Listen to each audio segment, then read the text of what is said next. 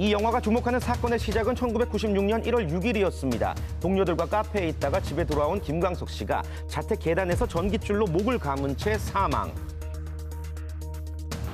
당시 경찰은 유일한 목격자였던 아내 서 씨의 증언을 토대로 자살로 판명했는데요. 하지만 이 사건에 의혹을 갖고 기자 시절부터 20년간 추적을 해온 이상호 감독.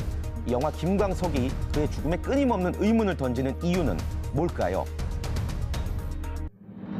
첫째, 영화는 사건 현장이 의심스럽다고 말합니다.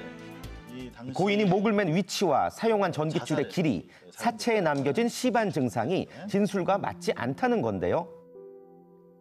매달렸다기보다는 줄로 사망 발견 당시 아내 서 씨의 진술을 두고 감독은 전문가의 입을 빌려 의문을 제기합니다. 이렇게 간격이 있을 수는 없어요.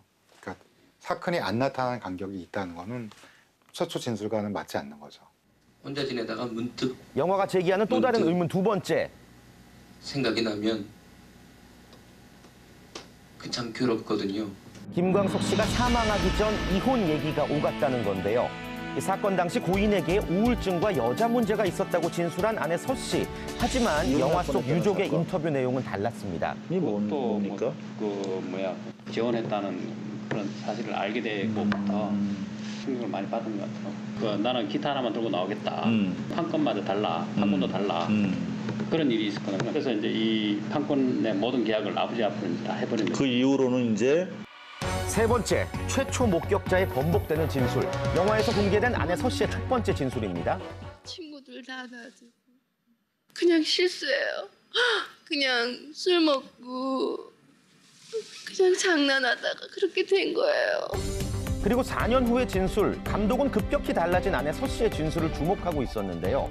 거짓말장이는 입을 열면 그 순간부터 거짓말이 시작됩니다. 21년 동안 지켜봐온 결과 그녀의 입에서 진실이 나온 것은 거의 보질 못했습니다.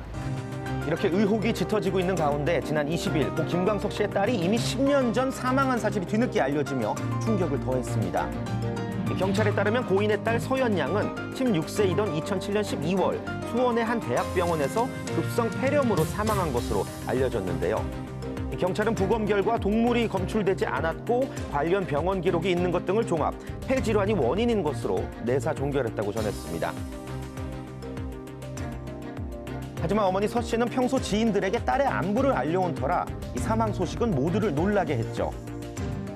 법원 소송 과정에 원래 서연이가 사망했다고 알렸으면 이렇게 저작권 문제가 결정나지 않았을 가능성이 높아요.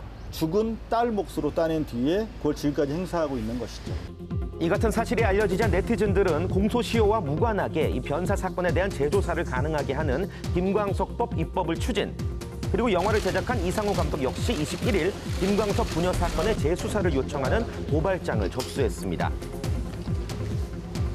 이에 대해 검찰이 오늘 오전 사건 재수사에 착수하겠다고 밝힌 가운데 이 침묵으로 일관하던 아내 서 씨도 오늘 바로 몇 시간 전 한 매체를 통해 입을 열었습니다. 딸의 사망을 알리려 했으나 경황이 없었다며 다음 주 중 입장을 정리해 법적 대응에 나서겠다고 밝힌 거죠.